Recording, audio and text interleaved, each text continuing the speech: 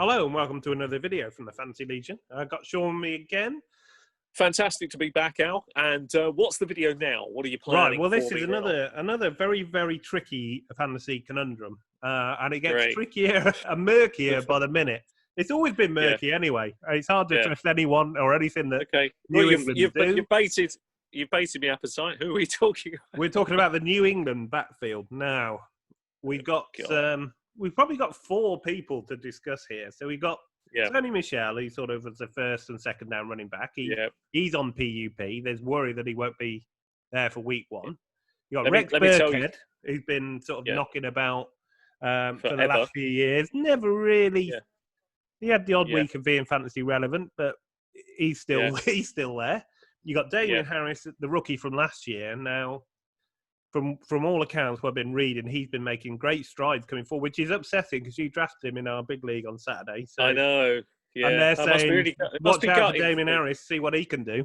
And then they bought Lamar Miller because Brandon Bolden's sitting out as well. He's sort of a special team sort of running back, but he did get the odd touchdown running in because you never knew what England were going to do.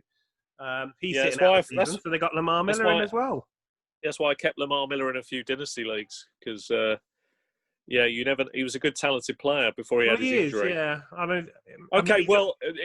He's a solid player, isn't he? He's sort of like the Carlos Hyde he's been knocking about. Been knocking about, putting out average numbers for years. So. Okay, let's get rid of the obvious bit first off. So let's start with the obvious bit. It won't seem obvious to everybody yet. A lot of people are going to say, no, you're wrong. Well, let's just see. I've got a great track record of this. Tony Michel is going to the PUP list. He'll be out for the first 6 weeks of the season. I can tell you that now. That's going to happen. There's no doubt in my mind that's where this is trending. Is that from after they bought in Lamar Miller? That's what made you think that. Absolutely. He's already on PUP, isn't he? At the moment.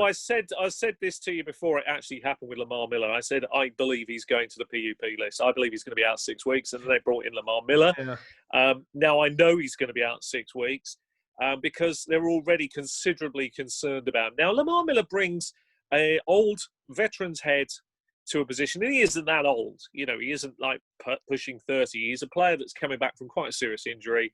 He is a credible player, but I'm not sure about him character-wise with the New England backfield. But I think they need, sometimes, what people miss is when you're talking about a locker room presence, you've got to imagine when these players go into their various meetings, what you need in there sometimes is a guy who's been in the NFL, who has done it at a good level, and is able to bring some stability, and if called upon, can do a job. That's why Frank Gore has been so brilliant for so many years, even in his later years.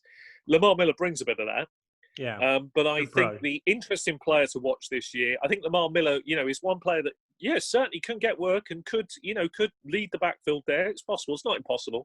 The guy to watch for that's interesting is the guy that's going late is Damian Harris. He's the guy that I'm really interested in for this year because he's cheap. You preach cheapness. I've liked his off-season work ethic. I heard great reports back in January about how bloody hard he was working and how he was motivated to get in shape because he felt he hadn't done very well in the first year at New England. He wasn't given a chance because he was behind on the playbook. He wasn't up to that NFL level readiness that you need to be. And they didn't put him in the doghouse in New England. They just said, look, you're not ready to play. And if you don't improve on these things, you'll probably never play here. Yeah. That's pretty big motivation when you're one of the greatest coaches in the world. You either take that motivation. You've got to listen, haven't you? You either get motivated and say, right, put yourself in the best shape possible and give yourself a chance to be playing alongside a great coach, or don't take his words and you'll never play in the NFL. He obviously listened. He's gone away. He's done everything he can do to get ready, at least to give himself a chance. He's opened the door a little bit. His camp will determine an awful lot for him, Damian Harris. I'm hoping he gets some kind of role because we haven't seen him yet, and he is an exciting player. This is his one chance. This year will be everything for him. It's either do or die. Even if he can get, third down work or some kind of work to show what he's all about, then he may have a job in the NFL moving forward properly. I know he's under contract, but rookie contracts are neither here nor there. It's whether he can show what he's all about. So he's the one that really interests me the most. Rex Burkhead, I've not seen it, not interested in Rex Burkhead. yeah, it's a bit harsh. knows he always the gets system. injured as well. He always gets injured. He's always he knows injured, the system. He knows the system, but he never stays healthy long enough. So I'm very. That's. He'll have games though. He will have games, but you just don't know when they'll be. That's the problem with these New England backfield. I reckon though, if you are drafting soon, Damian Harris is going to climb. His ADP is going to climb. So you grab him now for a bargain. But there is one other player worth mentioning as well. So if you're talking standards, right? So standard leagues, I'm more interested. One plays standard, Sean. Well, apart from us. Just bear with us. Okay. Standard is still hardcore for me, and it sets the foundation for all the other. It sets the foundation for all the other scoring systems. They're very easy to work off it. In standard, because touchdowns are king, I'm interested in Damian Harris. Now, in the reverse of this, we talk PPR leagues. I'm actually more interested in sticking with good old James White. Because at least with him, we know what he is capable of doing, and he is sneakily good and still being underrated. And it is New England. He knows the system, the backfield. He knows Bill Belichick. He knows everything. So he's the guy you should target if you're looking for one running back to trust in New England. It would be James White again. But if you wanted the guy underrated, actually, James White.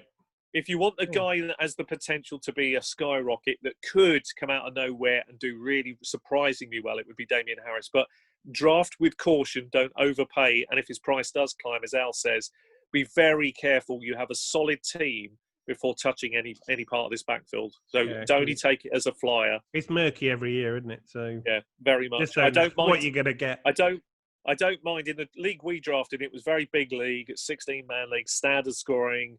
I didn't mind very, very late on taking a shot at Damian Harris because it was literally a flying shot. No, I think it could be a decent shout, which is upsetting, to be honest. But we move on. That's always nice to hear. Yeah. No, well, always like to root for you. You know that. Yeah, thanks. Okay, really there you go. I mean, we'd love to hear your thoughts, as always, down in the comment section. If you've got a player you want us to talk about. Yeah, let us know. If you've enjoyed it, give us a thumbs up. Subscribe if you want to see more. If you want to support the channel, we've got a draft guide out. A lot of you have already bought it. We thank you for that, and we'll see you on the next one. Take care.